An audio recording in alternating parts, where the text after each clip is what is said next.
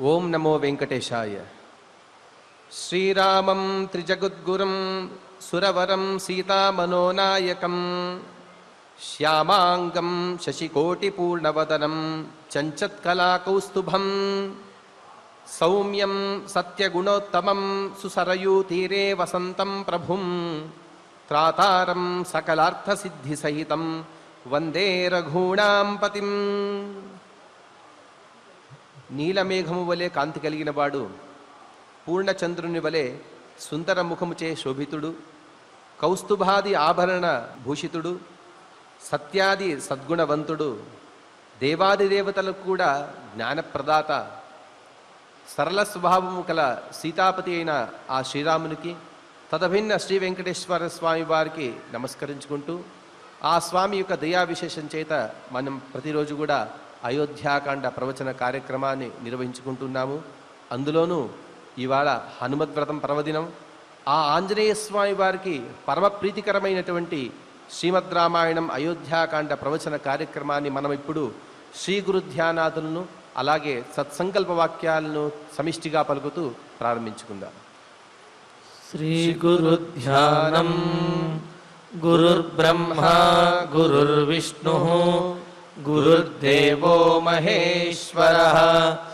గురుః సాక్షాత్ పరం బ్రహ్మ తస్మై శ్రీ గురవే నమః. శ్రీనివాస ధ్యానం. శ్రీ వెంకటాద్రినిలయః కమలాకాముకః పుమాన్ అభంగుర విభూతిర్నః తరంగయతు మంగళం. అధ సంకల్పః శ్రీమదాదివరాహ క్షేత్రే విరాజమానస్య శ్రీ పద్మావతీ జానేః అఖిలాండకోటి బ్రహ్మాండ నాయకస్య శ్రీరామచంద్ర రూపాంతరస్య భగవతః శ్రీ వెంకటేశ్వర స్వామినః సన్నిధౌ హనుమత్ సీతా లక్ష్మణ భరత శత్రుఘ్న పరివార సమేత శ్రీరామచంద్ర పరబ్రహ్మణః పరిపూర్ణానుగ్రహేణ అస్మిన్ భువనే సమస్తాధివ్యాధీనాం నివారణార్థం భారతవర్షే విద్యా విత్త వాణిజ్య కృషి వైద్య వైజ్ఞానిక దేశరక్షణాదిరంగేషు విద్యమానానాం ఆస్తిక మహాజనానాం సర్వేషాం సకుటుంబానాం ఆయురారోగ్యైశ్వర్య సద్బుద్ధీత్యాది సర్వశుభఫల ప్రాప్త్యర్థం ధర్మాచరణద్వారా శ్రీరామరాజ్యస్య పునర్వ్యవస్థాపనార్థం ఉద్యోగార్థినాం సముచితోద్యోగ ప్రాప్త్యర్థం దంపతీనాం అనుకూల దాంపత్య సిద్ధ్యర్థం సంతానస్య పితృవాక్య పరిపాలనానుకూల బుద్ధి ప్రచోదనార్థం సకల కార్య సిద్ధ్యర్థం గో సంరక్షణార్థం చ శ్రీమద్వాల్మీకి రామాయణే అయోధ్యాకాండే యథాశక్తి శ్లోకం వ్యాఖ్యాన పురస్సరం ఏకోత్తరశతతమ సర్గ శ్లోక పారాయణం తథా శ్రీ ధన్వంతరి మంత్ర పారాయణం చ అన్యోన్య సాహాయ్యేన ఆచార్య ముఖేన కరిష్యామహే. శ్రీ వాల్మీకి ప్రార్థనా. కూజంతం రామ రామేతి మధురం మధురాక్షరం ఆరుహ్య కవితా శాఖాం వందే వాల్మీకి కోకిలం. శ్రీ ఆంజనేయ ప్రార్థనా. మనోజవం మారుతతుల్య వేగం జితేంద్రియం బుద్ధిమతాం వరిష్టం వాతాత్మజం వానరయూధముఖ్యం శ్రీరామదూతం శిరసా నమామి. శ్రీరామాయణ ప్రార్థనా వాల్మీకిగిరి సంభూత రామసాగరగామిని పునాతి భువనం పుణ్య రామాయణ మహానది. శ్రీరామ ప్రార్థనా అయోధ్యాఖ్యేతు గుర్వర్ధే త్యక్త్వా రాజ్యం గిరౌ వసన్ పాదుకే భరతాయాదాత్ సరామః శరణం మమ. శ్రీరామచంద్ర పరబ్రహ్మణే నమః. అథ శ్రీమద్ రామాయణే ఆదికావ్యే అయోధ్యాకాండే ఏకోత్తరశతతమః సర్గః. శ్రీమన్నారాయణ చరణౌ శరణం ప్రపద్యే. శ్రీమతే నారాయణాయ నమః. శ్రీరామాయ నమః. రామస్య వచనం శ్రుత్వా భరతః ప్రత్యువాచః కిం మే ధర్మాద్విహీనస్య రాజధర్మః కరిష్యతి. ఇంకా భరతుడు మాట్లాడుతున్నటువంటి మాటలు 100వ సర్గలో కచ్చిత్ సర్గ అని అన్నారు. ఆ సర్గలో తన వద్దకు వచ్చినటువంటి భరతుడితోటి ఎంతో ఆప్యాయతతోటి కావలించుకుని దగ్గరకు తీసుకుని మూర్ఖుని అంటే ముద్దాడి భరతుణ్ణి తన దగ్గర కూర్చోబెట్టుకుని కుశల ప్రశ్నలు వేస్తూనే నాయనా నువ్వు చక్కగా రాజ్యాన్ని పరిపాలిస్తున్నావా అని అడిగాడు. కానీ వాస్తవం ఏమిటి? అయోధ్యానగరంలో దశరథుడు గతించేశాడు. భరతుడు రాజ్యాభిషేకం చేసుకోలేదు. రాముడి కోసమని చెప్పి అడవికి వచ్చేశాడు భరతుడు. మరి ఇదంతా తెలియనటువంటి రాముడు ఈ విధంగా భరతుడిని కుశల ప్రశ్నలు వేస్తూనే సమస్తమైనటువంటి రాజనీతిని కూడా చెప్పాడు. అయితే ఇక్కడ విశేషం, ఇలా చెప్పటం వల్ల ప్రయోజనం ఉన్నదా లేదా అంటే ప్రయోజనం ఉన్నది. ఎందుకు అంటే తరువాత భరతుడు తీసుకోవలసినటువంటి నిర్ణయంలో రాముడు చెప్పినటువంటి ఈ రాజనీతిని కూడా ఆలోచించి నిర్ణయం తీసుకుంటాడు. అంటే ఏమిటి? రాముణ్ణి వనవాసం మాన్పించి అయోధ్యానగరానికి తీసుకువెళ్ళడానికి భరతుడు చిత్రకూటం దగ్గరికి రాముడి దగ్గరికి వచ్చాడు. రాముడేమో భరతుణ్ణి నీవు చక్కగా రాజ్యం పరిపాలిస్తున్నావా అని చెప్పి రాజనీతి గురించి చెప్పాడు. మరి ఆ రాజనీతిలో ముఖ్యంగా ధర్మము తప్పకూడదు, ప్రజలకు ఇబ్బంది పెట్టకుండా వారు సుఖంగా ఉండే విధంగా చూసుకోవాలి అనే ముఖ్యమైనటువంటి విషయములు, ఇతరములైనటువంటి ఆ ముఖ్యమైన రాజకీయమైనటువంటి మంత్రాంగానికి సంబంధించిన విషయములు కూడా తెలియజేశాడు. మరి ఇవన్నీ కూడా భరతునికి ఉపయోగపడేవే, అదేవిధంగా ఆలోచనను పెంచేటటువంటివి. మరి ఇక్కడ రాముడు చెప్పినటువంటి ఈ మాటలన్నీ వినటువంటి భరతుడు, పైగా రాముడు ఒక ప్రశ్న తర్వాత మరొక ప్రశ్న వేస్తూనే ఉన్నాడు. భరతుడేమో సమాధానం చెప్పలేనటువంటి స్థితిలో ఉన్నాడు. ప్రశ్న అడిగిన వెంటనే చటుక్కున సమాధానం చెప్పడానికి ఆనందంగా ఉన్నట్లయితే కనుక అవతల వాడు ప్రశ్న వేయటం పూర్తి అవ్వకుండానే మనం వెంటనే సమాధానం చెప్పేస్తాం. అదే దుర్వార్త, దుఃఖకరమైనటువంటి విషయం, ఇష్టం లేనటువంటి విషయం అయినట్లయితే ఎదుటివాడు ఎంత అడిగినా సరే సమాధానం చెప్పడానికి మనకు నోరు రాదు, సమాధానం కూడా ఆలస్యంగా చెబుతాం. అందుకనే ఇక్కడ రామచంద్రమూర్తి మరి ఇన్ని రకాలుగా ఇన్ని ప్రశ్నలు వేసిన తర్వాత ఇప్పటికీ భరతుడు కొంత కుదుటపడి సమాధానం చెబుతూ ఉన్నాడు. లేకపోతే మనకు సందేహం కలుగుతుంది, రాముడు ఇన్ని ప్రశ్నలు వేస్తూ ఉంటే భరతుడు ఒక్కదానికి కూడా సమాధానం చెప్పకుండా ఉన్నాడు, రాముడు ప్రశ్నలు వేస్తూ కుశల ప్రశ్నలు వేస్తూనే ఉన్నాడు అని మనకు అనిపించవచ్చు. కానీ రాముడు వేసేటటువంటి ప్రశ్నలకు సమాధానం చెప్పగలిగేటటువంటి స్థితిలో భరతుడు లేడు, ఆ ఆనందం అనేది లేదు. అందుకనే ఇక్కడ భరతుడు ఇన్ని ప్రశ్నలు వేసే వరకు కూడా సమాధానం చెప్పకుండా అలా ఉండి ఇక ఇప్పుడు సమాధానం చెప్పటం ప్రారంభిస్తూ ఉన్నాడు. రామస్య వచనం శ్రుత్వా భరత ప్రత్యువాచ అంటే మనకు 101వ సర్గ చదువుకుంటున్నాము. కిమ్మే ధర్మాద్విహీనస్య రాజధర్మ కరిష్యతి అని అంటూ చెబుతున్నాడు. కొన్ని గ్రంథాల్లో ఇక్కడ 101వ సర్గగా 104వ సర్గలో ఉన్నటువంటి శ్లోకములు అంటే తంతురామ సమాశ్వస్య అనే శ్లోకంతో మొదలుపెట్టి ఆ శ్లోకాలు కొన్ని గ్రంథాల్లో గోచరిస్తూ ఉన్నాయి. కానీ 101వ సర్గలో ఇప్పుడు మనం చదువుకుంటున్న రామస్య వచనం శ్రుత్వా అనే ఈ శ్లోకంతో మొదలై చెప్పుకోవటమే, ఈ శ్లోకాలు చెప్పుకోవటమే సమంజసము అని చెప్పి పెద్దలు యుక్తియుక్తంగా విచారణపూర్వకంగా మనకు చాలా గొప్పగా తెలియజేశారు. మరి ఆ క్రమంలో చక్కగా మనం ఈ శ్లోకాలను చదువుకుంటూ ఉన్నాం. 101వ సర్గలో రామస్య వచనం శ్రుత్వా భరత ప్రత్యువాచ, రాముడి యొక్క మాట విని ఆయన అడిగినటువంటి కుశల ప్రశ్నలు చెప్పినటువంటి మాటలను వినటువంటి భరతుడు ప్రత్యువాచ ఇప్పుడు సమాధానం చెబుతూ ఉన్నాడు. హా అంటే ఇక్కడ ఆశ్చర్యం. ఏమిటి ఆశ్చర్యం అంటే రాముడు ఇన్ని ప్రశ్నలు వేసిన తర్వాత భరతుడు సమాధానం చెబుతున్నాడు అనేది ఆశ్చర్యము.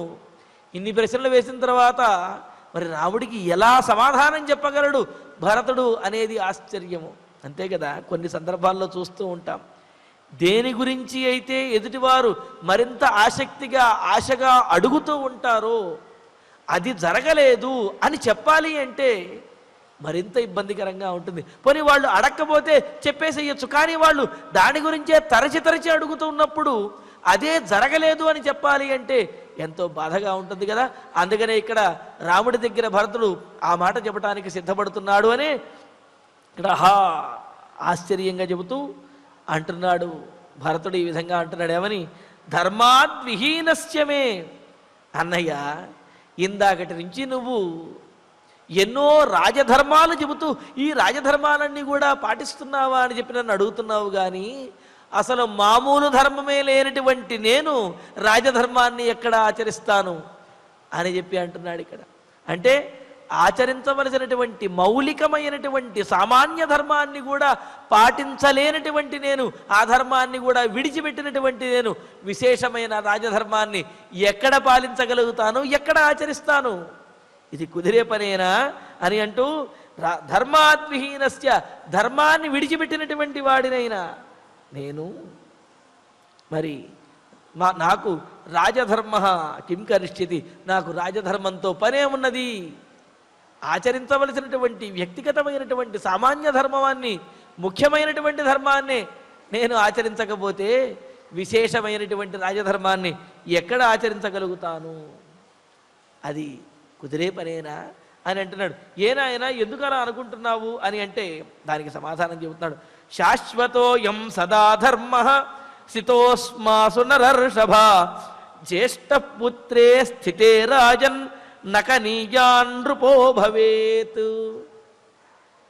ధర్మ విరుద్ధంగా నన్ను రాజుని చెయ్యాలి అని చెప్పి అనుకున్నారు, కానీ అసలు ధర్మం నీకు తెలియదా అన్నయ్య అని అంటూ, ఎందువలన నేను రాజభావనను పొందలేకపోతున్నాను, ఎందువలన నాకు ఈ రాజధర్మములు అవసరం లేదంటే, నరర్షభ నరశ్రేష్ఠ రాజన్, రాజా అంటే రాముడిని చూడండి రాజా అని సంబోధిస్తూ ఉన్నాడు. రాముడేమో భరతుడిని రాజా అని సంబోధిస్తూ ఉంటే భరతుడేమో రాముడిని రాజా అని సంబోధించి జ్యేష్ఠపుత్రే స్థితే, పెద్ద కుమారుడు ఉండగా, యోగ్యుడైనటువంటి పెద్ద కుమారుడు ఉండగా కనీయా నృప నభవతి, చిన్న కుమారుడు రాజు కాకూడదు, అవ్వడు. కావున నీవు రామచంద్రమూర్తి నా అన్నగారివి, యోగ్యుడైనటువంటి నీవు ఉండగా నేను రాజులా అవుతాను, రాజుగా అయినటువంటి నాకు రాజధర్మాలు ఎందుకు అని అంటున్నాడు. ఎందుకు అంటే అయం అస్మాసు శాశ్వత ధర్మ. ఇంత ఖచ్చితంగా ఎందుకు చెబుతున్నాను అని అంటే ఇదే శాశ్వతమైనటువంటి రాజధర్మము, మన రాజధర్మము ఇదే అని చెబుతున్నారు. అంటే స్థిరమైనటువంటిది, మన పూర్వీకుల నుండి వస్తున్నటువంటిది అయిన, సదాస్థిత ఎల్లప్పుడూ ఆచరించదగినటువంటిది అయిన రాజధర్మం ఏమిటి? ఇంటికి పెద్దవాడు ఎవరైతే ఉన్నాడో అతడు యోగ్యుడు కనుక అయినట్లయితే అతడే రాజు అవ్వాలి, మిగతా వారు అందరూ కూడా అతన్ని అనుసరించాలి అనేది రాజధర్మము. అది సామాన్యమైనటువంటి ధర్మం, రాజధర్మమే కాదు, అది ముఖ్యమైనటువంటి ధర్మము. అటువంటి ముఖ్యమైన మౌలికమైనటువంటి ధర్మం ఏదైతే ఉందో ఆ ధర్మాన్ని విడచినటువంటి నాకు మరి రాజధర్మంతో పనే ఉన్నది. ఆ ధర్మం ప్రకారము నీవు ఉండగా నేను రాజుని కాను, కావున రాజు కానటువంటి నాకు రాజధర్మంతో అవసరమేమున్నది అని చెప్పి, అంటే తాను రాజుని అవ్వలేదు అనే విషయాన్ని రాముడికి ఈ విధంగా తెలియజేశాడు.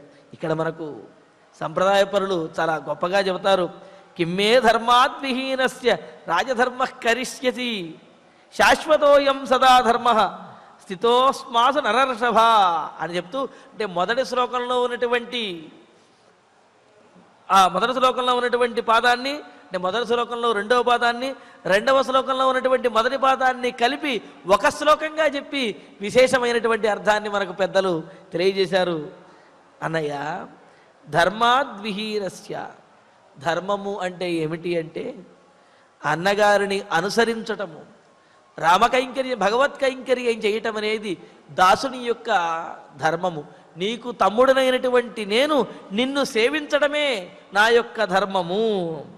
అంటే స్వరూపము అంటే రాముని యొక్క స్వరూపాన్ని బట్టి, అంటే రాముని యొక్క గొప్పతనాన్ని, అదేవిధంగా తన స్వరూపాన్ని, తన యొక్క దాసత్వాన్ని కూడా తెలియజేస్తూ చెబుతున్నాడు. భగవంతునికి భక్తుడు శేషుడిగా ఉండాలి, శేషశేషిభావ సంబంధం అంటాడు, దాసుడిగా ఉండాలి. అలాంటిది పెద్దవాడైనటువంటి నీకు నేను దాసుడిగా ఉండటమే ధర్మము, నిన్ను అనుసరించడమే ధర్మము. అలా అనుసరించకుండా అయోధ్యానగరంలో ఉండిపోయినటువంటి నేను, అంటే అలా అనుసరించలేకపోయినటువంటి నేను, నువ్వు వనవాసానికి వస్తూ ఉంటే నేనెక్కడో ఉన్నాను, నిన్ను అనుసరించలేకపోయాను. అంటే నా మౌలికమైన సామాన్య ధర్మాన్నే పాటించలేనటువంటి నేను, అటువంటి నాకు రాజధర్మ కిం కరిష్యతి, రాజధర్మంతో పనే ఉందయ్యా. ఒకవేళ నేను ధర్మం ఆచరించాలి అంటే నువ్వు వనానికి వచ్చావు కాబట్టి నేను కూడా నీతో పాటు వనవాసానికి వచ్చేయాలి. ఆ ధర్మాన్ని నేను ఆచరించాలి తప్ప ఉట్టికి ఎగరలేనమ్మా స్వర్గానికి ఎగిరిందా అన్నట్లుగా నేను చేయవలసినటువంటి ధర్మాన్ని వదిలేసి రాజధర్మాన్ని ఆచరించాలి అనుకుంటే అది అనుచితమైనటువంటిది. కావున ధర్మాద్విహీనస్య రామ కైంకర్యము అనే ధర్మానికి దూరమైనటువంటి నాకు రాజధర్మ కిం కరిష్యతి, రాజధర్మంతో పనే ఉన్నది. అందులోనూ కూడా నిన్ను విడిచిపెట్టి నేను అయోధ్యానగరంలో ఉన్నట్లయితే నీకు సేవ చేయడానికి విరుద్ధమైనటువంటి ధర్మం రాజధర్మం అవుతుంది నాకప్పుడు. కావున నిన్ను అనుసరించలేనటువంటి, నీతో పాటు ధర్మాన్ని పాటించలేనటువంటి నాకు రాజధర్మం అవసరం లేదు. నాకు అవసరమైనది నీతో పాటు ఉండటమే. అయం ధర్మ శాశ్వత, ఈ అనుసరించేటటువంటి ఈ దాసత్వ శేషత్వ ధర్మం ఏదైతే ఉన్నదో ఇదే అనుసరణీయమైనటువంటిది, యోగ్యమైనది అని చెప్పి మన పెద్దలు వీరందరూ కూడా తెలియజేశారు. అందువలన నేను నీతో పాటు ఉంటాను. అస్మాసు నరషభ మాయందు అని అంటున్నాడు. మాయందు అని అంటల్లో అస్మాసు సదాస్థిత, ఆ ధర్మం మాలో,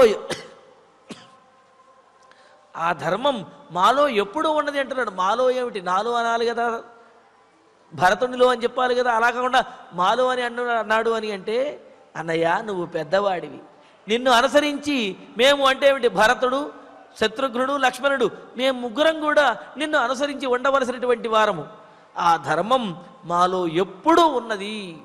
కావున మాలో ఉన్నటువంటి మౌలికమైనటువంటి ఆచరించవలసినటువంటి ఈ ధర్మం ఏదైతే ఉన్నదో ఈ ధర్మాన్ని పాటిస్తూ నీ సేవా కైంకర్యములోనే నీ దాసులుగా ఉండి మేము ధర్మాన్ని పాటిస్తాము తప్ప ఇలాగ నీతో పాటు ఈ అడవిలో ఉండేటటువంటి మాకు రాజధర్మాలు ఎందుకయ్యా, రాజయ్యేవాడికి రాజధర్మాలు కావాలి కానీ రాజ్యం వదిలేసి నీతో పాటు ఉండాలనుకునేటువంటి మాకు రాజధర్మములు అవసరమే లేదు అని చెప్పి అంటున్నాడు.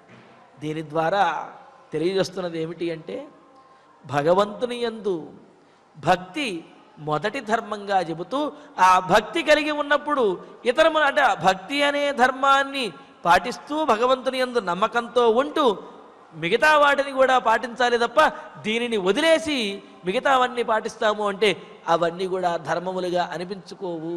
కావున భగవత్ సేవ, పరోపకారము, మానవ సేవ వీటితో పాటుగా రాజధర్మము అనేది ఆచరించాలి తప్ప వీటిని విడిచిపెట్టి రాజధర్మం అనేది దేనికి కొరగానటువంటిది, అది అవసరం లేనటువంటిది అని చెప్పి అంటూ ఉన్నాడు. మరి ఇక్కడ ధర్మభ్రష్టుడైనటువంటి వాడు రాజ్యంలో రాజుగా ఉండడానికి పనికిరాడు అనే విషయాన్ని కూడా ఇక్కడ భరతుడు చెబుతున్నాడు. అంటే ఏమిటి? స్వయం తీర్ణ పరాం స్థారయతి. తాను ఉద్ధరింపబడినట్లయితే కనుక ఇతరులను కూడా ఉద్ధరించబడతాడు. తానే ఉద్ధరించబడకుండా తానే సవ్యంగా లేనటువంటి వాడు ఇతరులను ఏ విధంగా ఉద్ధరించగలుగుతాడు? ఇప్పుడు తాను ధర్మాన్ని ఆచరించకుండా సింహాసనం మీద కూర్చుని ఎవరికన్నా ధర్మం చెప్పాడు అనుకోండి, ముందు అంటాడు, నువ్వు ముందు ఆచరించవయ్యా ధర్మాన్ని, మాకు తర్వాత చెబుదు కానీ విలే అని చెప్పి అంటాడు. మరి ఆ ఉద్దేశ్యంతో భరతుడు అంటున్నాడు, నేను ఆచరించవలసినటువంటి నా ధర్మాన్ని విడిచిపెట్టేసి రాజధర్మాలు నాకెందుకయ్యా రామచంద్ర? నా ధర్మం నిన్ను అనుసరించటమే, నీకు రాజ్యాభిషేకం చేయటమే. ఒకటి, నీకు రాజ్యాభిషేకం చేయటం ధర్మం, లేదా నువ్వు రాజ్యాభిషేకం చేసుకోకపోతే నీతో పాటు అనుసరించి నిన్ను అనుసరించడమే నా ధర్మము అని అంటూ, మరి సామాన్య ధర్మమే పాటించలేనటువంటి నాకు విశేష ధర్మం ఈ రాజధర్మం ఎందుకయ్యా అని అంటున్నాడు. అంటూ ససమృద్ధాం మయా సార్ధం అయోధ్యాం గచ్చ రాఘవ అభిషేచయ చాత్మానం కులస్యాస్య భవాయనః. రాఘవ, రఘువంశంలో జన్మించినటువంటి ఓ రామచంద్ర, సహాత్వం అంత గొప్పవాడివైనటువంటి సకల గుణాభిరాముడివి, ధర్మస్వరూపుడివైనటువంటి నీవు మయాసార్థం నాతో పాటుగా సమృద్ధాం అయోధ్యాంగచ్చ, సస్యశ్యామలంగా అన్ని విధాలా కూడా యోగ్యమైనటువంటిదైన అయోధ్య నగరానికి నాతో పాటు కలిసి వచ్చేవయ్యా రామచంద్ర, అన్నయ్య వచ్చేయి. ఎందుకని? నహా అస్య కులస్య భవాయ, మన యొక్క స్థితికి, అదేవిధంగా మన వంశమును రక్షించడం కోసము, మన రాజ్యంలో ఉన్నటువంటి ప్రజల కోసము నీవు మన రాజ్యానికి నాతో పాటు రావాలి అన్నయ్య అని ఆత్మానం అభిషేచయ, నీకు నువ్వు పట్టాభిషేకం చేసుకోవాలి అని అంటున్నాడు. ఇక్కడ చూడండి, నేను నిన్ను పట్టాభిషిక్తుణ్ణి చేస్తాను అని అన్నట్లయితే ఇక్కడ అంటే ఆ రాజ్యం నా అధీనంలో ఉన్నది, నా అధీనంలో ఉన్నటువంటి రాజ్యాన్ని నీకు ఇస్తాను అని అర్థం వస్తుంది. కానీ ఇక్కడ భరతుడు కనీసం పొరపాటున కూడా ఆ రాజ్యం తనది అనే భావనను మాటల్లో కానీ భావంలో కానీ ఎక్కడా కూడా తొడకకుండా, ఆ భావన రాకుండా మాట్లాడుతున్నాడు. ఆత్మానం అభిషేచయ్య, నీవు పట్టాభిషేకం చేసుకో అని అంటున్నాడు. నేను నీకు పట్టాభిషేకం చేస్తాను అని అంటలేదు, నువ్వు పట్టాభిషేకం చేసుకోవాలన్నయ్యా అని చెప్పి అంటున్నాడు. అంటే ఎవరు చేస్తారు అంటే తండ్రి గారు చేస్తాడు అని చెప్పి రామచంద్రమూర్తి అనుకోవచ్చునేమోనని. అందుకని అంటున్నాడు ఆత్మానం అభిషేచయ్య, అంటే నీ స్వరూపమును మా స్వరూపమును అదేవిధంగా మన వంశము యొక్క రక్షణ కోసము, ప్రజలను రక్షించడం కోసము నీవు పట్టాభిషిక్తుడివి అవ్వాలి అన్నయ్యా. కావున నాతో పాటు వచ్చి అయోధ్యానగరంలో పట్టాభిషిక్తుడు అవ్వు అంటూ రాజానం మానుషం ప్రాహు దేవత్వే సమతో మమ యస్య ధర్మార్థ సహితం వృత్తమాహురమానుషం. రాజవ్వటము అంటే అందరికీ కుదిరేటటువంటి వ్యవహారము కాదు. ఎంతో కష్టపడుతూ ఉంటారు, ఎంతో యోగ్యత కూడా ఉంటుంది. అయినప్పటికీ కూడా అక్కడ రాజు అవ్వటం అనేది చాలామందికి సాధ్యం కాదు. ఎందుకు అంటే నా విష్ణు పృథివీపతి, విష్ణువు యొక్క అనుగ్రహము అంశ లేనిదే నాయకుడు రాజు అయ్యేటటువంటి అవకాశం అనేది ఉండదు అని అన్నారు. అందుకనే ఇక్కడ రాజ్యాధికార విషయంలో కూడా చెబుతూ ఈ కచ్చిత్ సర్గ ఏదైతే ఉన్నదో 100వ సర్గ, మనకు రాజ్యాధికారము, ఉద్యోగంలో పదోన్నతి, ఉద్యోగంలో ఉన్నటువంటి ఇబ్బందులు అవన్నీ తొలగాలి అంటే 100వ సర్గను అయోధ్యకాండలో ఉండే 100వ సర్గ కచ్చిత్ సర్గను కనుక పారాయణ చేసినట్లయితే ఉద్యోగంలో ఉండేటటువంటి ఇబ్బందులన్నీ కూడా తొలగుతాయి, ఉద్యోగ ప్రాప్తి కలుగుతుంది అని కూడా మనకు పెద్దలు ఫలశ్రుతిలో తెలియజేశారు. మరి ఇక్కడ చూడండి, భరతుడు అంటూ ఉన్నాడు, అన్నయ్య రాజు అవ్వటం అనేది అంత సామాన్యమైన విషయము కాదు, అది అందరికీ తగినటువంటిది కాదు. అందుకనే రాజానం మానుషం ప్రాహు. సాధారణంగా రాజు అంటే ఆ రాజు కూడా మనలాగా మనిషే కదా, అధికారం వచ్చింది కాబట్టి సింహాసనం మీద కూర్చున్నాడు, అంతేగాని ఆ రాజు కూడా మనలాంటి వాడే కదా అని చెప్పి సామాన్యులందరూ కూడా అనుకుంటూ ఉంటారు.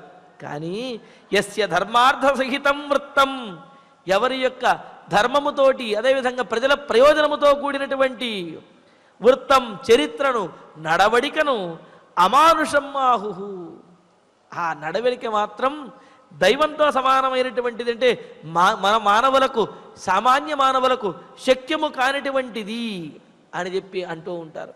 సామాన్యంగా రాజు అంటే మనలాంటి వాడే అని చెప్పి అందరూ అనుకుంటుంటారు, కానీ అతని కార్యములు, అతని యొక్క శక్తి సామర్థ్యములు సామాన్యమైనటువంటివి కాదు. అందుకనే సహ మమ దైవత్వే మతః, అటువంటి రాజు నాకు దైవంతో సమానమైనటువంటి వాడు. కావున ఆ దైవత్వం అనేది నీలోనే ఉన్నది, నాలో లేదు. కావున నీవే రాజవ్వాలి అని చెప్పి భరతుడు రాముడితోటి అంటూ ఉన్నాడనమాట. అందుకనే ఇక్కడ చెబుతున్నారు, అంటే ప్రాకృతమైనటువంటి సామాన్యమైనటువంటి జనులు అలా అనుకోవచ్చు, కానీ రాజు అంటే సామాన్యము కాదు, అతను సాక్షాత్తు విష్ణు స్వరూపుడు అనే విషయాన్ని కూడా ఇక్కడ భరతుడు చెబుతూ ఆ శక్తి సామర్థ్యములు నీకే ఉన్నాయి అని అంటున్నారు. ఇంకో మాట కూడా చెబుతున్నారు చూడండి. ఇక్కడ ఏ లోకులైతే రాజుని మనిషిగా భావిస్తూ ఉంటారో వాళ్ళే, అదే లోకులు, అదే సామాన్యమైనటువంటి జనులు, యస్యతే ధర్మార్థ సహితం వృత్తం అమానుషం, నీ ధర్మముతోటి అర్థముతో అంటే తండ్రి యొక్క సత్యప్రతిజ్ఞను నెరవేర్చాలని ప్రయోజనముతో కూడినటువంటి నీ ప్రవర్తనను చూచి సాధారణంగా అందరూ కూడా రాజు కూడా మనలాంటి వాడే అనుకునేటువంటి ప్రజలు కూడా నిన్ను చూచిన తర్వాత వాళ్ళందరూ నిన్ను దైవంగా భావిస్తూ ఉన్నారు. అమానుషం, మనుషులకు అతీతమైనటువంటి వారు, మనుషులు ఎవరూ కూడా ఈ విధంగా ఆచరించలేరు, మానవులు ఎవరూ కూడా చెయ్యలేనటువంటి పనిని రామచంద్రుడు చేస్తున్నాడు అని చెప్పి ప్రజలందరూ కూడా భావిస్తున్నారన్నయ్య. అటువంటి నిన్ను దేవత్వే మమ మతః, అటువంటి నిన్ను నారాయణుడివి, పరమాత్మవి అని చెప్పి నేను తెలుసుకున్నాను, నీవు సామాన్యుడివి కాదు అని ఈ శ్లోకానికి మనకి ఇక్కడ రెండు అర్థాలుగా చెబుతూ ఉన్నాడు. అంటే ఒకటేమిటి, సామాన్య జనులు రాజుని తమ వంటి మనిషి అనుకుంటారు, కానీ అతడు గొప్పవాడు, అటువంటి నిన్ను నేను, అటువంటి రాజు అవ్వాల్సినటువంటి వాడు భగవంతుడై ఉండాలి, నీవు నాకు భగవంతుడివి కావున రాజు అవ్వు అనేది ఒక అర్థమైతే, రాజుని సామాన్యుడిగా భావించేటటువంటి ప్రజలు కూడా, అంటే ఇతరములైనటువంటి రాజులందరినీ కూడా సామాన్యంగా భావించే ప్రజలు కూడా నిన్ను మాత్రము దైవంగా భావిస్తూ ఉన్నారన్నయ్య. అటువంటిది సామాన్య ప్రజలే నిన్ను దైవంగా భావిస్తూ ఉంటే మరి నేను నిన్ను దైవంగా భావించకుండా ఎలా ఉంటాను? కావున నీవే నా దైవము, నీవే రాజువి, నీవే రాజు అవ్వడానికి అర్హుడివి, కావున మన రాజ్యానికి వెళదాం రాన్నయ్య అని చెప్పి భరతుడు రాముణ్ణి పిలుస్తూ, కేకయస్థే చ మయితు త్వయి చారణ్యమాశ్రితే దివమార్యో గతో రాజా యాయజూకః సతాం మతః. అదేంటి నాయన, నేను అరణ్యవాసానికి వచ్చేస్తే, పోనీ నువ్వు రాజు కాకపోతే మన తండ్రి గారు దశరథ మహారాజు రాజ్యాన్ని పరిపాలిస్తారు కదా, ఆయనే నీకు ఇప్పుడు దైవము, ఆయనే భగవంతుడు సమానము, కాబట్టి నువ్వు ఆయన్ని అనుసరించడం కూడా నీ ధర్మము అని చెప్పి రాముడు చెబుతాడు కదా. అందుకనే ఇక్కడ భరతుడు వెంటనే సమాధానం చెప్పేస్తున్నాడు. అంటే కేకయస్థే అని అంటూ మయితు కేకయస్థే అన్నయ్య, నేనేమో కేకయ రాజ్యంలో మేనమామ గారి ఇంటి దగ్గర ఉండగా, త్వయి అరణ్యమాశ్రితే, నీవేమో ఇలాగా అయోధ్య నగరాన్ని విడిచి అరణ్యవాసానికి వచ్చేస్తే, ఆర్య యాయజూక, పూజ్యుడైనటువంటి వాడు. యాయజూక అంటే మరలా మరలా యజ్ఞయాగాదులు చేస్తూ దేవతలను కూడా ఆనందపరిచేటటువంటి వాడు, తద్వారా దేశమంతటిని కూడా సస్యశ్యామలంగా పాడి పంటలతో తొలతూగే విధంగా చేసేటటువంటి వాడైన గొప్పవాడైన, సతామ్మత సత్పురుషుల చేత కూడా కీర్తించబడేటటువంటి వాడైన రాజా, మన తండ్రి గారు దశరథ మహారాజు దివంగత, గతించారు అని భరతుడు తన నోటితోటే ఆ దశరథ మహారాజు గతించినటువంటి విషయాన్ని రామచంద్రుడికి తెలియజేశాడు. తెలియజేస్తూ ఇంకా అంటున్నాడు, నిష్క్రాంతమాత్రే భవతి సహసీతే సలక్ష్మణే దుఃఖ శోకాభిభూతస్తు రాజా త్రిదివమభ్యగాతు. ఈ మాట వినంగానే రామచంద్రుడికి నోట వెంట మాట లేదు, అలా ఆశ్చర్యంగా అలా చూస్తూ ఉండిపోయాడు. ఎందుకని దశరథ మహారాజు ఇలా గతించాడు అని చెప్పి నోటితో అడగలేక అలా కళ్ళలోనే తన భావాన్ని వ్యక్తపరుస్తూ ఉన్నాడు. మన తండ్రి దశరథ మహారాజు ఎందుకని గతించాడయ్యా అని చెప్పి తన కళ్ళతోటే రామచంద్రమూర్తి అడుగుతూ ఉంటే, మరి భవతి సహసీతే సలక్ష్మణే నిష్క్రాంత మాత్రే, నీవు లక్ష్మణునితోటి సీతాదేవితో కలిసి, అన్నయ్య రామచంద్ర, నీవు లక్ష్మణునితోటి సీతాదేవితో కలిసి నిష్క్రాంతి అంటే అయోధ్యానగరం నుండి బయటకు వచ్చేసి వనవాసానికి వచ్చేసిన తర్వాత దుఃఖ శోకాభిభూత, దుఃఖంతో అంటే నీవు దూరమయ్యావు అనే దుఃఖంతో ఆ శోకము మరింతగా పెరిగి మరలా నిన్ను కలుసుకోలేను అంటే అప్పటికే దశరథ మహారాజు బాగా వృద్ధుడైపోయాడు. ఆ వృద్ధాప్య లక్షణములు ఇవన్నీ కూడా, అందులో దశరథ మహారాజుకి దుస్వప్నములవన్నీ కూడా వస్తున్నట్లుగా ఉన్నాయి. అందుకని ఆ దుస్వప్నములు అదేవిధంగా ఆ వార్ధక్య లక్షణములు వీటినన్నింటినీ చూచి తాను ఎక్కువ కాలము జీవించను అనే భావన వచ్చిన తర్వాత అప్పుడు రామచంద్రమూర్తికి పట్టాభిషేకం చెయ్యాలి అనుకున్నాడు కదా. మరి ఇప్పుడు రాముడు వనవాసానికి వెళ్ళిపోతే 14 సంవత్సరముల తర్వాత మళ్ళీ వస్తే అంటే 14 సంవత్సరములు తాను జీవిస్తాను అనేటువంటి నమ్మకం దశరథ మహారాజుకు లేదు. అందుకని ఇక ఈ జీవితంలో తాను రాముడిని ఇంకా చూడలేను అనే శోకంతో, అందుకనే మొదట దుఃఖము కలిగింది, ఆ తర్వాత తీరనటువంటి దుఃఖము అది శోకం కలిగింది, శోకంగా మారింది. ఆ శోకము చేత పీడించబడిన వాడి, ఆ శోకం చేత బాధింపబడి రాజా త్రిదివం అభ్యగాతు, రాజైనటువంటి దశరథ మహారాజు మరి ఆయన స్వర్గానికి వెళ్ళిపోయాడనయ్యా అని అంటూ, ఉత్తిష్ట పురుష వ్యాఘ్ర క్రియతాముదకం పితు అహం చాయం చ శత్రుఘ్న పూర్వమేవ కృతోదకౌ. పురుష వ్యాఘ్ర, పురుషుల్లో శ్రేష్ఠుడైనటువంటి ఓ రామచంద్ర, రామచంద్రుడు ఈ మాట వినేటప్పటికీ ఒక్కసారి దిగులు పడిపోయిన వాడిలాగా అలా తలదించుకుని లేవలేనటువంటి స్థితిలో అలా ఉండిపోతే, ఉత్తిష్ట రామచంద్ర, పురుషశ్రేష్ఠ రామచంద్ర లేవయ్యా, పితు ఉదకం క్రియతాం, తండ్రికి తర్పణములు ఇవ్వాలి అని అంటున్నాడు. ఎందుకు అంటే అహంచ అయం శత్రుఘ్నశ్చ పూర్వం ఏవ కృతోదకౌ, నేను ఈ శత్రుఘ్నుడు కూడా ముందే తండ్రి గారికి ఆ తర్పణాదులను పితృకార్యములన్నీ కూడా చేసి తండ్రి గారిని తరింపజేయడానికి ప్రయత్నించాము. మరి నీవు కూడా తండ్రికి ఆ తిలోదకములను ఆ తర్పణములను ఇచ్చి ఆయనను ఆనందపరచవయ్యా.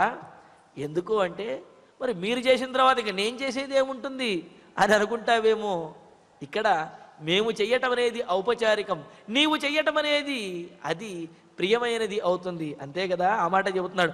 ప్రియేణ ఖలు దత్తం హి పితృలోకేషు రాఘవ అక్షయ్యం భవతీత్యాహు భవాన్శ్చైవ పితుః ప్రియః. రామచంద్ర, దిగులు పడద్దయ్యా, లేవయ్యా అన్నయ్యా, లేచి తండ్రి గారికి పితృకార్యములను ఆ తర్పణములను ఇవ్వు. మేమిద్దరము చేశాము, అయినప్పటికీ కూడా తండ్రికి మా అందరిలో కూడా తండ్రికి అత్యంత ప్రియమైనటువంటి వాడు, ప్రియమైనటువంటి వాడివి నీవే. రామో రతికర పితు అంటే నలుగురు సంతానము దశరథ మహారాజుకి ఎంతో ఇష్టమైన వారు, ఎంతో గొప్పగా వారిని వాత్సల్యంతో చూస్తూ ఉన్నప్పటికీ కూడా తేషామపి ఆ నలుగురిలో కూడా రాముడు అని అంటే దశరథ మహారాజుకి ఒకంత ఎక్కువగా ప్రేమ, ఎక్కువ ఇష్టము. మరి కావున మా నలుగురిలో అత్యంత ప్రియమైనటువంటి వాడివి కావున నీవు ఇచ్చేటటువంటి తర్పణములు, నీవు చేసేటటువంటి పితృకార్యములను ఆ పితృదేవతలు అక్షయ తృప్తితోటి ఎంతో గొప్పగా వాళ్ళు స్వీకరిస్తారు అని అన్నారు. అందుకనే ఎవరైనా గతించినప్పుడు వారికి సంబంధించినటువంటి వారికి ప్రియమైన వారు ఎవరైనా ఉన్నట్లయితే వారిని తప్పనిసరిగా రమ్మని చెబుతారు. ఎందుకు అంటే ఆ ప్రియమైనటువంటి వారు ఇచ్చినటువంటి ఆ తర్పణములను వీరు ఆ పితృదేవతలు ఎంతో ఇష్టంగా ఎంతో తృప్తితో స్వీకరిస్తారు. అందుకనే అంటున్నాడు ప్రియేణ ఖలు దత్తం హి అని అంటూ, రాఘవ ప్రియేణ ఖలు దత్తం హి పితృలోకేషు రాఘవ అక్షయ్యం భవతీత్యాహు భవాన్శ్చైవ పితుః ప్రియః. నీవే తండ్రి గారికి అత్యంత ప్రియమైనటువంటి వాడివి కావున నీవు గనక ఆ తర్పణములు ఇచ్చి పితృకార్యములు చేసినట్లయితే అక్షయ్యం, క్షయము లేకుండా వారికి శాశ్వతమైనటువంటి తృప్తి పితృదేవతలకు మన తండ్రి గారికి కలుగుతుంది.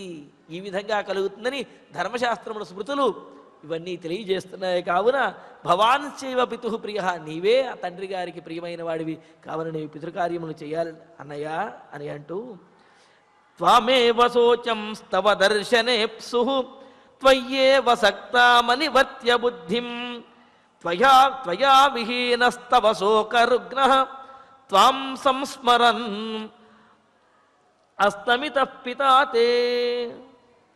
నిన్ను తలుచుకుంటూ అని చెప్పి అంటూ ఇంకా అంటున్నాడు, మన తండ్రి గారు నీ మీద ప్రాణములు పెట్టుకుని ఉన్నారు, అదేవిధంగా నీ గురించే తలుచుకుంటూ ఉన్నారు.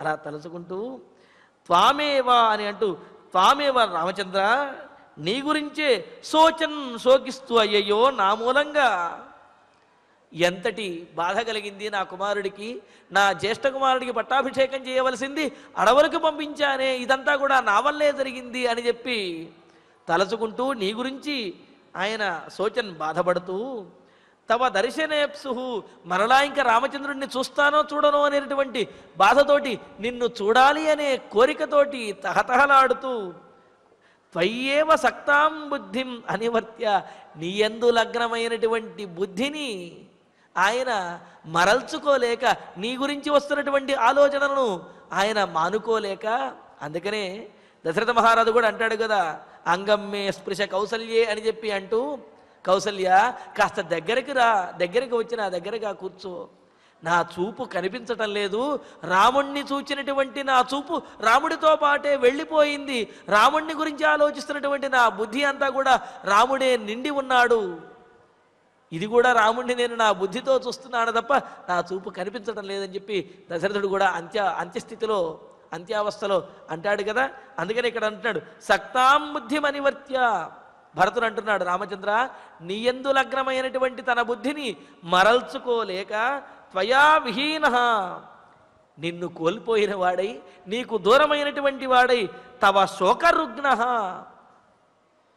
పుత్రవియోగ శోకంతోటే, రుగ్న పీడితుడైనటువంటి వాడై, దుఃఖంతో బాధింపబడిన వాడై, త్వాం సంస్మరన్ నిన్ను తలసుకుంటూ రామా రామా అని చెప్పి అనుకుంటూనే, తే పితా అస్తమిత నీ తండ్రి గారు ఘటించారు అని అన్నారు. ఇక్కడ తే పిత అనడంలో కూడా విశేషం చూడండి, మన తండ్రి గారు అని చెప్పి భరతుడు అనాలి, కానీ తే పిత నీ తండ్రి గారు అనడంలో ఉద్దేశం ఏమిటి అంటే, ఆ తండ్రి గారికి నిజమైనటువంటి పుత్రుడిగా ఉన్నటువంటి వాడివి నీవే, జీవతో వాక్యకరణాత్ ప్రత్యబ్దం భూరి భోజనాత్ అని చెప్పినట్లుగా, త్రిధా పుత్రస్య పుత్రత అని చెప్పినట్లుగా, ప్రత్యబ్దం భూరి భోజనాత్ గయాయాం పిండదానేన త్రిధా పుత్రస్య పుత్రత అన్నట్లుగా, మరి నీవు ఆయన బ్రతికి ఉండగా ఆయన మాట విన్నటువంటి వాడివి, ఆయన కోసమని చెప్పి నీ వనవాసానికి వచ్చినటువంటి వాడివి, కావున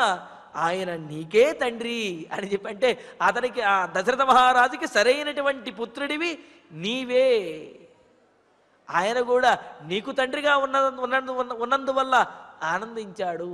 కావున అటువంటి మన తండ్రి గారు అస్తమిత దివంగతులయ్యారు, గతించారు రామచంద్ర.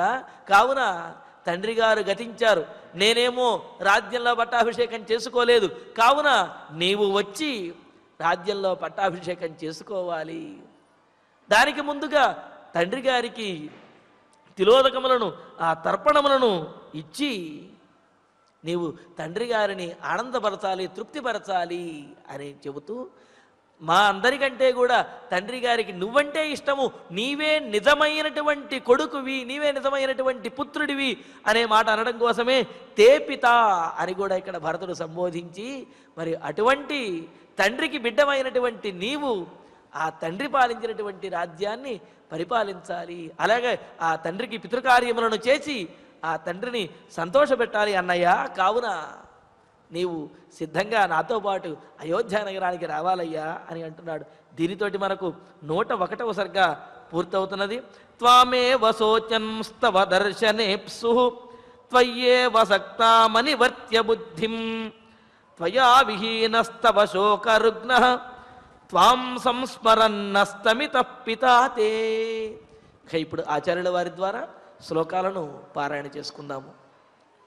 రామస్య వచనం శ్రుత్వా రామస్య వచనం శ్రుత్వా భరతః ప్రత్యువాచః భరతః ప్రత్యువాచః కిం మే ధర్మాద్విహీనస్య మే ధర్మాద్విహీనస్య రాజధర్మః కరిష్యతి రాజధర్మః కరిష్యతి శాశ్వతోయం సదా ధర్మః శాశ్వతోయం సదా ధర్మః స్థితోస్మాసు నరర్షభ స్థితోస్మాసు నరర్షభ జ్యేష్ఠపుత్రే స్థితే రాజన్ జ్యేష్ఠపుత్రే స్థితే రాజన్ నకనీయాన్ నృపో భవేత్ నకనీయాన్ నృపో భవేత్ ససమృద్ధాం మయా సార్ధం సమృద్ధాం మయా సార్ధం అయోధ్యాం గచ్చ రాఘవ అయోధ్యాం గచ్చ రాఘవ అభిషేచయ చాత్మానం అభిషేచయ చాత్మానం కులస్యాస్య భవాయనః కులస్యాస్య భవాయనః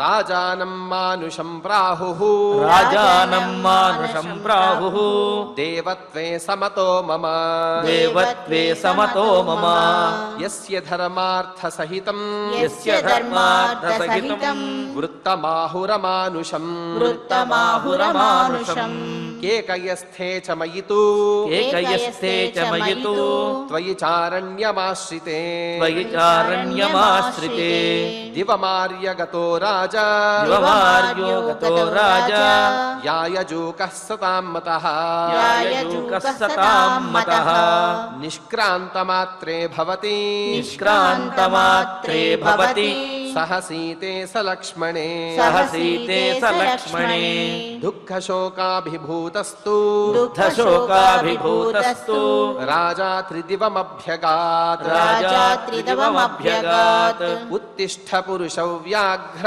ఉత్తిష్ఠ పురుషౌ వ్యాఘ్ర క్రియతాముదకం పితుః క్రియతాముదకం పితుః అహం చాయం చ శత్రుఘ్నః అహం చాయం చ శత్రుఘ్నః పూర్వమేవ కృతోదకౌ పూర్వమేవ కృతోదకౌ ప్రియేణ ఖలు దత్తం హి ప్రియేణ ఖలు దత్తం హి పితృలోకేషు రాఘవ పితృలోకేషు రాఘవ అక్షయ్యం భవతీత్యాహుః అక్షయ్యం భవతీత్యాహుః భవాంశ్చైవ పితుః ప్రియః భవాంశ్చైవ పితుః ప్రియః త్వామేవ శోచన్ త్వామేవ శోచన్ తవ దర్శనేప్సుః తవ దర్శనేప్సుః త్వయ్యేవ సక్తాం త్వయ్యేవ సక్తాం అనివర్త్య బుద్ధిం అనివర్త్య బుద్ధిం త్వయా విహీనః త్వయా విహీనః తవ శోకరుగ్ణః తవ శోకరుగ్ణః త్వాం సంస్మరన్ తాం స్వం స్మరన్ అస్తమితః పితాతే అస్తమితః పితాతే త్వామేవ శోచంస్తవ దర్శనేప్సుః త్వామేవ శోచంస్తవ దర్శనేప్సుః త్వయ్యేవ సక్తామనివర్త్య బుద్ధిం త్వయ్యేవ సక్తామనివర్త్య బుద్ధిం త్వయా విహీనస్తవ శోకరుగ్ణః త్వయా విహీనస్తవ శోకరుగ్ణః త్వాం సంస్మరన్నస్తమితః పితాతే త్వాం సంస్మరన్నస్తమితః పితాతే ఇత్యార్షే శ్రీమద్ రామాయణే శ్రీమద్ రామాయణే ఆదికావ్యే అయోధ్యాకాండే అయోధ్యాకాండే ఏకోత్తరశతతమః సర్గః ఏకోత్తరశతతమః సర్గః. ఇక మనం ఫలశ్రుతి నుండి ప్రారంభించి మంగళశ్లోక పర్యంతం సమిష్టిగా పలుకుతూ ఈ కార్యక్రమాన్ని సుసంపన్నం చేసుకుందాం. ఫలశ్రుతి ఆయుష్యమారోగ్యకరం యశస్యం సౌభ్రాతృకం బుద్ధికరం సుఖం చ శ్రోతవ్యమేతన్నియమేన సద్భిః ఆఖ్యానమోజస్కరమృద్ధికామైః శ్రీరామచంద్ర పరబ్రహ్మణే నమః. అథ ధన్వంతరి ధ్యానం అచ్యుతానంత గోవింద విష్ణో నారాయణామృత రోగాన్మే నాశయాశేషాన్ ఆశు ధన్వంతరే హరే ఆరోగ్యం దీర్ఘమాయుష్యం బలం తేజోధియం శ్రియం స్వభక్తేభ్యోనుగృహంతం వందే ధన్వంతరిం హరిం. ధన్వంతరేరిమం శ్లోకం భక్త్యా నిత్యం పఠంతి యే అనారోగ్యం న తేషాం స్యాత్ సుఖం జీవంతి తే చిరం. ఓం నమో భగవతే వాసుదేవాయ ధన్వంతరయే అమృతకలశహస్తాయ వజ్రజలౌకహస్తాయ సర్వామయ వినాశనాయ త్రైలోక్యనాథాయ మహావిష్ణవే స్వాహా. ఓం వాసుదేవాయ విద్మహే సుధాహస్తాయ ధీమహి తన్నో ధన్వంతరి ప్రచోదయాత్. అధనవగ్రహ ప్రార్థనా ఆరోగ్యం పద్మబంధుర్వితరతు నితరాం సంపదం శీతరశ్మిః. భూలాభం భూమిపుత్రః సకలగుణయుతాం వాగ్విభూతిం చ సౌమ్యః. సౌభాగ్యం దేవమంత్రీ రిపుభయశమనం భార్గవః. శౌర్యమార్కిః దీర్ఘాయుః సైంహికేయః. విపులతరయశః కేతుః ఆచంద్రతారం.